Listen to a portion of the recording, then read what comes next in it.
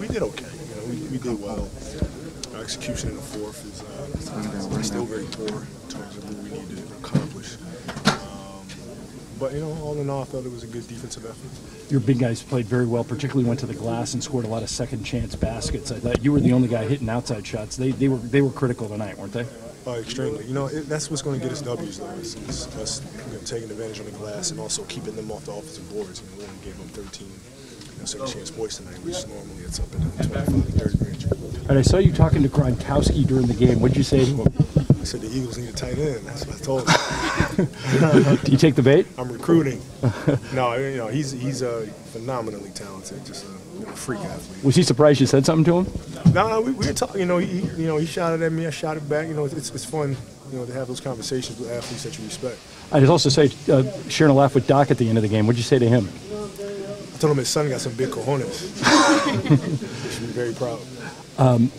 Tomorrow night, you go to New York and you deal with the Lynn sanity. Have you been following that story at all? What? Jeremy Lin, are you following that story at all? No idea. I know who he is, but I don't really know what's going on too much with that. He's got lightning in a bottle, basically. He's a young guy that penetrates. He's like you were when you were 18. He's bouncing all over the court. What do you think about going into New York? You always play well there, and I know you rise to the challenge. What do you think about tomorrow night? Well, we got to get a win. We got to go in there and play well. We've played extremely poorly against teams that have been undermanned. So, tomorrow we have to try to break that. Are you surprised at the production that Lynn's had over the past week? I don't even know what he's done. I have no idea what you guys are talking about. I'll take a look at it tonight, though. Coach, in this game, Pierce, Allen, Rondo, that's a tough team to defend. You guys held them to 40% shooting. Do you credit your defense for that? Were they having an off night? A little bit of both? What do you think? It's a little bit of both. It's always a little bit of both. But, we know each other so well. The unit we had on the floor and their unit, we played against each other so many darn times that we know what's coming before it happens. Over the years, how much fun has it been to take part in this rivalry? It's been great. It's been a dream come true.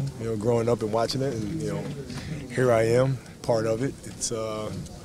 It's great. The only difference though between us and the '80s is that the guys over there in the other locker room I actually know and like.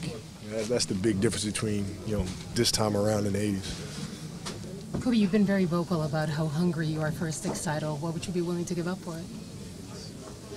Is that your way of asking me about a trade? Absolutely. No, I don't know. I let management dictate that. I don't. My dedication hopefully becomes infectious with the guys in the locker room, and whatever they decide to do, they decide to do. But the motivation stays the same.